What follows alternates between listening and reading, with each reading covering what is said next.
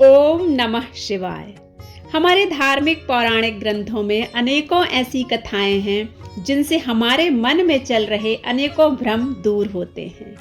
आज की कथा में माँ पार्वती और महादेव का संवाद चल रहा है। माता पार्वती भगवान शिव से पूछती हैं कि गंगा में डुबकी लगाने से क्या सच में धुलते हैं पाप।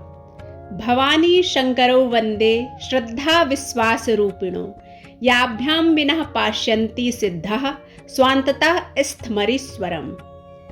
अर्थात श्रद्धा और विश्वास के स्वरूप श्री पार्वती जी और श्री शंकर जी की मैं वंदना करती हूँ, जिनके बिना सिद्ध जन अपने अंतःकरण में स्थित ईश्वर को नहीं देख सकते।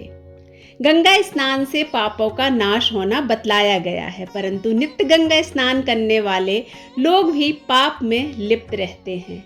एक समय शिव जी महाराज पार्वती के साथ हरिद्वार में घूम रहे थे। पार्वती जी ने देखा कि सहस्त्रों मनुष्य गंगा में नहा नहा कर हर हर गंगे कहते चले जा रहे हैं, परंतु प्रायः सभी दुखी और पाप परायण हैं। पार्वती जी ने बड़े आश्चर्य से शिव जी से पूछा, हे महादेव, गंगा में इतनी बार स्नान करने पर भी इनके पाप और दुखों का नाश क्यों नहीं हुआ? क्या गंगा में सामर्थ्य नहीं रही? शिव जी ने कहा, प्रिय, गंगा में तो वही सामर्थ्य है, परंतु इन लोगों ने पाप नाशनी गंगा में स्नान ही नहीं किया, तब उन्हें लाभ कैसे हो? पार्वती जी ने आश्चर्य से कहा कि स्नान कैसे नहीं किया? सभी तो नहा नहा कर आ रहे हैं, अभी तक इनके शरीर भी नहीं सूखे हैं। शिव जी ने कहा, ये केवल जल में डुबकी लगाकर आ रहे हैं, तुम्हें कल इसका रहस्य समझाऊंगा। दूसरे दिन बड़े जोर की बरसात होने लगी, गलियां कीचड़ से भर गई। एक चौड़े रास्ते में एक गहरा गड्ढा था, चारों ओर लपटीला कीचड़ भर रहा था। शिव जी ने लीला से ही वृद्ध रूप धारण कर लिया और दीन विवश की तरह गड्ढे में जाकर ऐसे पड़ गए जैसे कोई मनुष्य चलता चलता गड्ढे में गिर पड़ा हो और निकलने की चेष्टा करने पर भी ना निकल पा रहा हो।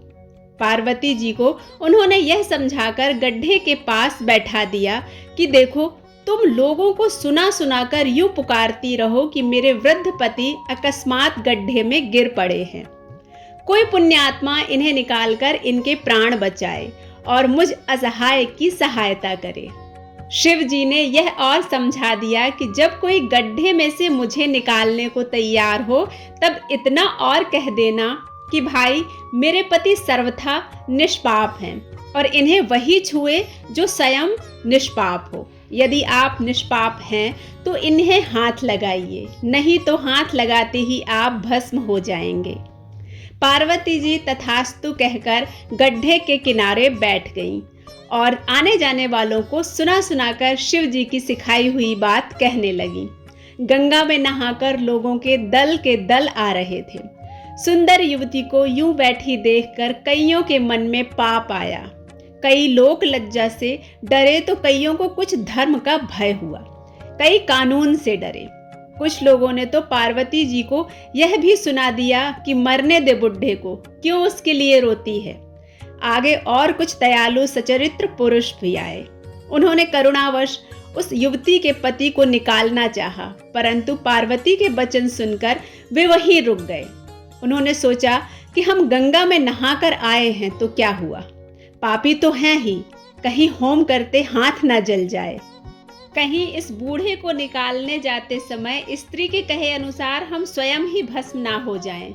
फिर किसी का साहस नहीं हुआ। सैकड़ों आए, सैकड़ों ने पूछा और चले गए। संध्या हो चली थी। शिव जी ने कहा, पार्वती, देखा आया कोई गंगा में नहाने वाला। थोड़ी देर बाद एक जवान हाथ में लोटा लिए हर हर गंगे कहता हुआ निकला। पार्वती ने उसे भी वही बात कही। युवक का हृदय बहुत ही करुणा से भर गया। उसने शिव जी को निकालने की तैयारी की तो पार्वती ने उसे रोक कर कहा, भाई, यदि तुम सर्वथा निष्पाप ही रहे हो तो ही मेरे पति को छूना, नहीं तो तुम इन्हें छूते ही जल जाओगे। उसने उसी समय बिना किसी संकोच के दृढ़ निश्चय के साथ पार्वती से कहा कि माता, मेरे निष्पाप होने में आपको संदेह क्यों है माँ? देखती नहीं है, मैंने अभी गंगा में नहाया है। भला गंगा में गोता लगाने के बाद भी कभी पाप रहते हैं? आपके पति को निकालता हूँ। इसके बाद उस युवक ने लपक कर बूढ़े को ऊपर उठा लिया। शिव और पार्वती ने उसे अधिकारी समझकर अपना असली स्वरूप प्रकट कर उसे दर्शन देकर कृतार्थ कर दिया। शिव जी ने पार्वती से कहा कि इतने लोगों में से इस एक ने ही गंगा स्नान किया है। धार्मिक और रोचक दृष्टांत के अनुसार जो लोग बिना श्रद्धा और विश्वास के केवल अहंकार के लिए गंगा स्नान करते हैं, उन्हें वास्तव में फल नहीं मिलता, परंतु इसका मतलब यह नहीं कि गंगा स्नान व्यर्थ है। विश्वास के साथ किए गए गंगा स्नान का फल अवश्य मिलता है। किसी भी कार्य को करते समय हमारा विश्वास जितना दृढ़ होता है, हमें उस कार्य में उतनी ही सफलता और सिद्धि मिलती है। इस पौराणिक कथा में मां पार्वती को महादेव ने समझा दिया कि जिसकी जैसी श्रद्धा रहती है उसको वैसे ही फल मिलते हैं। ओम नमः शिवाय।